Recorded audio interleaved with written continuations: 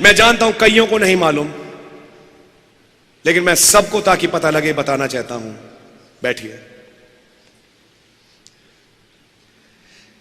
इस समय एक बड़ी भविष्यवाणी पूरी हो रही है। ये भाई आया था सवाल पूछने, स्टीव। अब आपको मैं आपका जवाब देता हूं। भाई ब्रैनम 1965 में एक संदेश प्रचार किए, एंड नोएथ इट नॉट, और नहीं जानते, जिसमें आप लोगों ने अच्छी तरह से सुना है ओरलैंड वॉकर का ख्वाब। भाई ब्रैनम एक सफेद घोड़े पे जा रहे हैं, एक चीफ की तरह ड्रेस्ड है, लीडर की तरह, और जा रहे हैं पश्चिम की तरफ। हाथ उठा के कह रहे हैं, I ride this trail once more, एक बार फिर मैं इस सवारी कसूंगा, एक बार फिर मैं इस सवारी कसूंगा। 3 बार नबी ने बोला। आप लोग याद है? अगर आपको याद हो, उस ख्वाब में जो ओरलैंड वॉकर ने देखा, एक पीस था बीच का, दूसरी और तीसरी बार बोलने के बीच में। आप है मेरे साथ? एक और आदमी था जो चितकबरे घोड़े पे था, और वो चितकबरे घोड़े पे जो बैठा था वो नबी के घोड़े पे मार रहा था ताकि नबी के घोड़े को गिराए। और भाई ओरलैंड वॉकर ने कहा कि मैं आ रहा हूं कनाडा की तरफ से, और ये आदमी जो मैंने ख्वाब में देखा, इसको मैं पहले मिल चुका, क्योंकि उसने कहा इस युग का नबी मैं हूं। एक आदमी था कोई, और उसने कहा भाई ब्रैनम फॉल्स प्रॉफिट है, मैं हूं ट्रू प्रॉफिट। तो उस समय ये मैसेज में था नहीं। ओरलैंड वॉकर ने कहा वैसे ही आजकल सब अपने आप को प्रॉफिट्स कहते हैं, पता नहीं कौन है नहीं है। लेकिन जब ये ख्वाब आया, खुदावन उसको कंफर्म कर रहा था कि कौन है और कौन नहीं है। और तब वहां उसने कहा, उसके ऊपर, उसके घोड़े पे या उसके ऊपर नाम लिखा हुआ था उसका, उसके इनिशियल्स थे। बोला ये आदमी कनाडा से आया था। ध्यान से सुनिएगा। वो तो आई गई बात हो गई। भाई ब्रैनम ने इसको संदेश में प्रचार किया और बोला कि काफी समय तक वो मेरे साथ चलता रहा और मेरे मारता रहा। लेकिन एक समय आया, बोले भाई ब्रैनम आपने मुड़ के उसे देखा और उससे कहा कोई आदमी बिना पहले से ठहराए हुए इस रास्ते पे आ नहीं सकता। तुम यहां क्या कर रहे हो? गेट आउट फ्रॉम हियर, चले जाओ यहां से। और नबी ने जैसे ही बोला चले जाओ यहां से, वो डर गया और वो अपना घोड़ा लेके भाग गया। आप है मेरे साथ? दैट सेम थिंग आज पूरी हो गई। कनाडा से एक ग्रुप निकला, मैं उन लोगों के नाम नहीं लूंगा, बट उनकी एक वेबसाइट है, बिलीव द साइन। वो चीज जो नबी ने तब बताई वो आज पूरी हो रही है, क्योंकि वो घोड़ा वचन है और वो नबी एक आत्मा है जो आज दुल्हन में है, जो उस वचन के साथ साथ चल रही है। लेकिन उस घोड़े को गिराने के लिए एक और घोड़ा है, उस पे एक सवार था कनाडा से। और मैं बताऊं, ये बात कनाडा से चालू हुई और फिर अमेरिका में आई, और ये लोग हटे भाई बिस्कल के पास से। एक बड़ा ग्रुप हटा, उन्होंने भाई बिस्कल को बुरा भला कहना चालू किया। और उसके बाद जब ये झुंड अलग हो गया, अजीब बात मुझे ये लगी, भाई बिस्कल को डिस्प्रूव करने के लिए एक ऐसे व्यक्ति को अपनी साइड पे लाए जो पहले कभी मैसेज में था 20 साल और जो मैसेज छोड़ चुका। आप है मेरे साथ? और उसके बाद इन्होंने एक अफवाह चलानी चालू करी। अफवाह तो मैं इसको अफवाह ही कहूंगा, लेकिन ये अपने सबूत देते हैं। और उन्होंने कहना चालू किया, हम पता लगा चुके हैं कि वो 28 फरवरी को जो बादल आया था वो अलौकिक नहीं था। आप लोग हैं मेरे साथ? वो अलौकिक नहीं था। ब्रेंडनबर्ग बेस में, जो यूएस एयरफोर्स का बेस है, 28 फरवरी को ये प्रूव हो चुका है, एक रॉकेट छोड़ा गया था और वो जो बादल बना वो रॉकेट के धुएं से बना। आप लोग हैं मेरे साथ?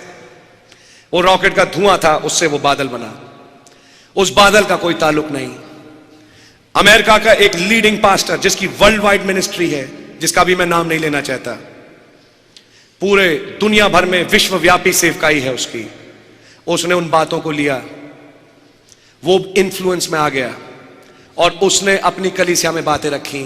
और अब बात यहां तक पहुंच गई, क्या भाई ब्रैनम सही है भी या नहीं? आप लोग हैं मेरे साथ? मैं आपको यह बताना चाहता हूं, यह आत्मा मेथोडिस्ट में नहीं है, यह आत्मा पेंटिकॉस्टल्स में नहीं है, यह आत्मा काम कर रही है उस दायरे में जिसे मैसेज का दायरा कहते हैं। They have lost focus. And mind you, उन्होंने बोला बादल अलौकिक नहीं है, हम प्रूव कर सकते हैं। 28 फरवरी को भाई ब्रह्म थे ही नहीं, हो सकता ही नहीं थे, जैसे हम देख भी रहे थे। लेकिन ये बादल का कोई ताल्लुक नहीं उन 7 दूतों के आने से, बादल का कोई ताल्लुक नहीं उस खुली पुस्तक के आने से। और तब उस भाई ने कहा, मैं अपने चर्च से बादल की तस्वीरें हटवा रहा हूं, मैं अपनी स्टडी में से बादल की तस्वीर हटा रहा हूं, क्योंकि उस बादल का इस मैसेज से कोई ताल्लुक नहीं। आप लोग सुन रहे हैं? मैं आपके सामने खबर दे रहा हूं, और वो चीज जो कनाडा से चालू हुई, वही चीज एक भविष्यवाणी के रूप में आज पूरी हो गई। आज निरे हैं इस मैसेज में। मैं बात कर रहा हूं दुनिया भर की, जो इन बातों को अब मानने लगे, और मानने के बाद वो बरगिश्ता हो गए। सीक ई द ट्रुथ एक वेबसाइट, बिलीव द साइन एक और website, legend of the fall एक किताब, ये तमाम चीजें लिखी गई हैं recently. Logical refutation of William Branham. आप है मेरे साथ? William Branham is a sorcerer. आप है मेरे साथ? विलियम ब्रैनम एक जादूगर था। इनमें और बेनी हिन में फिर क्या फर्क होगा? बेनी हिन भी भाई ब्रैनम को एक स्पिरिचुअलिस्ट कह रहा था। What is happening? वो चितकबरा घोड़ा। लेकिन बाइबल में लिखा है जैसे यन्नेस और यमरेस मूसा के विरोध में खड़े हुए, इन अंतिम दिनों में ये लोग खड़े होंगे। लेकिन ख्वाब पहले से कह चुका है, इससे पहले कि वो तीसरी बार कहे, मैं इस सवारी को फिर कसूंगा जो आखिरी बार थी जब पूरी जमीन हिली। उस दूसरी और तीसरी के बीच में ये घोड़ा जा रहा है। और तब नबी ने इससे कहा, गेट आउट फ्रॉम हियर। और जब नबी ने कहा गेट आउट, तो ये चला गया। मैं आज आपको बताना चाहता हूं, आज इस एंड टाइम मैसेज में दुनिया भर में कई चर्चेस हैं जो फेल हो रहे हैं, कई चर्चेस हैं जो अपने दर्शन को खो रहे हैं। मैं आपसे कुछ बोलना चाहता हूं, अगर वो बादल अलौकिक नहीं था तो वो आंखें कौन सी थी? मुझे एक ऐसा रॉकेट बताओ, मुझे एक ऐसा रॉकेट बताओ जो बादल ही ना बनाए लेकिन बीच की 2 आंखें भी बनाए। वो किससे बना था? आप है मेरे साथ? और भाई ब्रैनम ने कहा वो 7 दूतों से बादल बना। और जब नबी ने कहा ये मेरे लिए फाइनल है,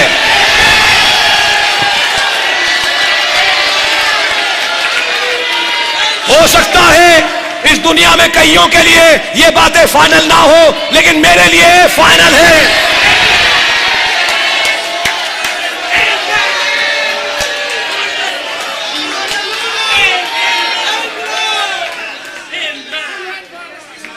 मैं विश्वास करता हूं कोई वेबसाइट और कोई इंटरनेट के कंटेंट्स इतने काबिल नहीं है कि वो संदेश को डिस्प्रूव कर सके। मैं क्वेश्चन कर सकता हूं उनकी वैलिडिटी को, लेकिन मैं संदेश की वैलिडिटी पे कोई उंगली उठा नहीं सकता।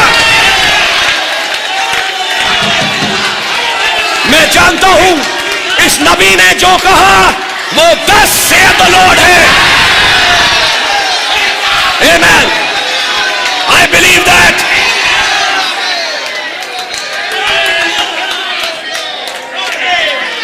बैठिए।